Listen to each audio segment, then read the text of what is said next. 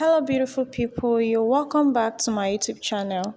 So today we're not doing hair, but we're making chin chin, Nigerian chin chin to be specific.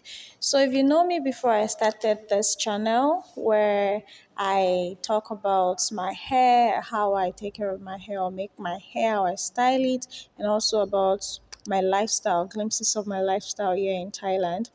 You would know that I used to run a bakery when I was in Nigeria. So I used to run a brand called Moladam's Cakes and Treats. All right, Moladam Cakes and Treats. So the last batch of Nigerian chin chin I made was about 3 years ago. So I just decided to make this again after 3 years, exactly 3 years, and that's what we're making today. So I just added my flour. I had 500 grams of flour, or either you can do 4 cups of flour instead. And then now I'm adding my butter. All right. So just make sure that your nails are well cut, like they are neat, and then you make sure that you wash your hands thoroughly. That's if you're not using a glove, right? If you're not using a pair of gloves. But if you want to just go ahead and do this without the gloves, it's easier because this is Nigerian chin chin, anyways. So just make sure that you incorporate that well with your flour. Make sure it's just like that. And that's just what I'm trying to show here. And it feels as if it's just all you have here is just dry ingredients, which is the flour. That's because the butter has been already been incorporated. Then the next thing I did was to add my sugar. So I added the sugar, and then I added the salt. Yeah, salt is very important. In this recipe, I didn't use a baking powder, neither did I use uh, any egg. All right, so I am using a whisk to just mix everything together to add all the dry ingredients together so that they can be fully incorporated. So afterwards, I'm just gonna make a small hole in between, like in the middle. So that's just what I'm gonna do as I'm about to add the liquid. And the liquid I'll be using for this recipe is milk. So you could also use water, all right? But if you're using water, that means you're probably using powdered milk. But I prefer to use the liquid milk, so that's why I just go ahead with that without the water. So here I just used 1 cup of milk. It wasn't even full, and you mix that in bit, right? You add it in bit because you don't want your dough to be sticky, you don't want it to be watery, so you make sure you add it in bit.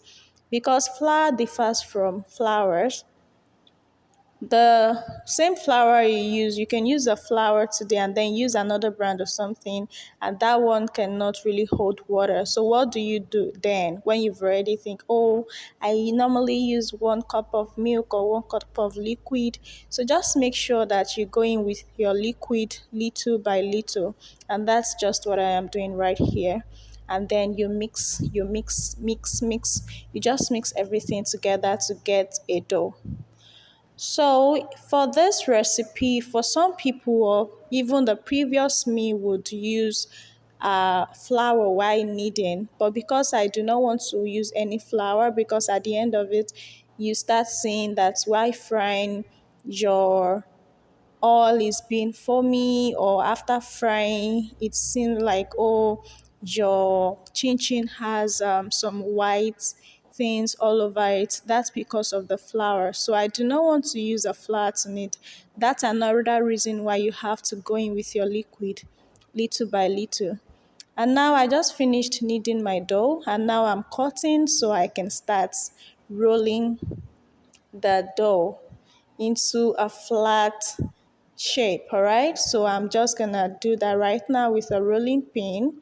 And yeah, I already used my pizza cutter to cut the small one I'm gonna roll, and that's just what I'm doing here with my rolling pin. So you roll until it is flat, and then you can take your pizza cutter again and start cutting into your desired shape. So I went for, should I say the square? Yeah, the square shape this time around, because that's what I wanted, or that was what I wanted. So I made sure that it's neatly cut and then I just do it just this way. I made this Nigerian chin chin for my friends and acquaintances here in Thailand, and I would say that it was really yummy, it was delicious. Remember, if you want it very crunchy, like the hard kind of chin chin, then you might still want to add your baking powder. For this recipe, I didn't add that, and it was absolutely delicious. I even got feedback from some of the people I gave it out to, asking me if I baked the chin chin, that they couldn't say or tell if it was baked or fried. So that's the effect of not using flour to knead, all right? And also, it was so yummy that I got an order to make this for an Ugandan family.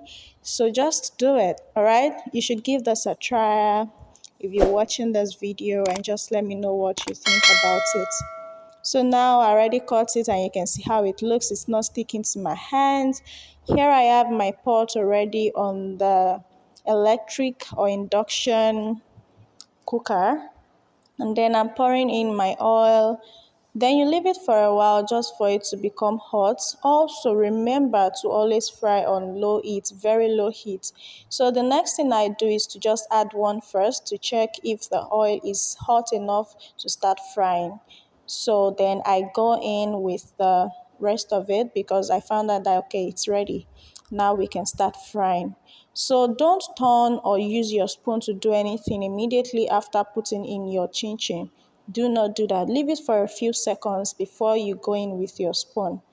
So after leaving for a few seconds, I decided to go in with my spoon to just stir it a little bit. And if you can see here, I'm stirring more from the pot, like from the side of the pot.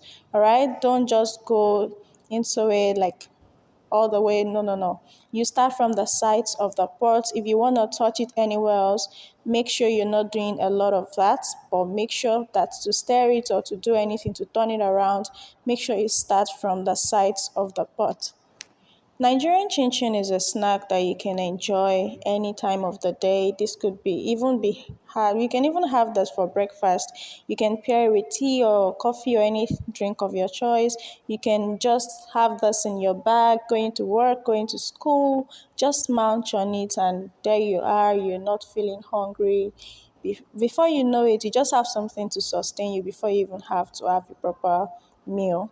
So yeah, Nigerian meal is very essential in every home. All right. So now I just finished frying that batch, and this is exactly what it looks like. And then I went in with the other batch, but then I just showed you this one. This was how it looked like, and I decided to try this before I just do anything else. Yummy.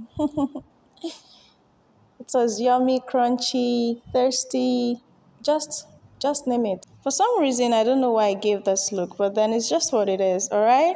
So if you want me to drop the recipe for this Nigerian chin chin, just let me know in the comment section and I'll be sure to drop it in the description box. So this was what it was looking like the following day, just as it was the previous day. Just make sure you store it in airtight container and you can store it for as long as you want. All right. So please don't forget to like and subscribe, and I'll see you in the next one. Bye.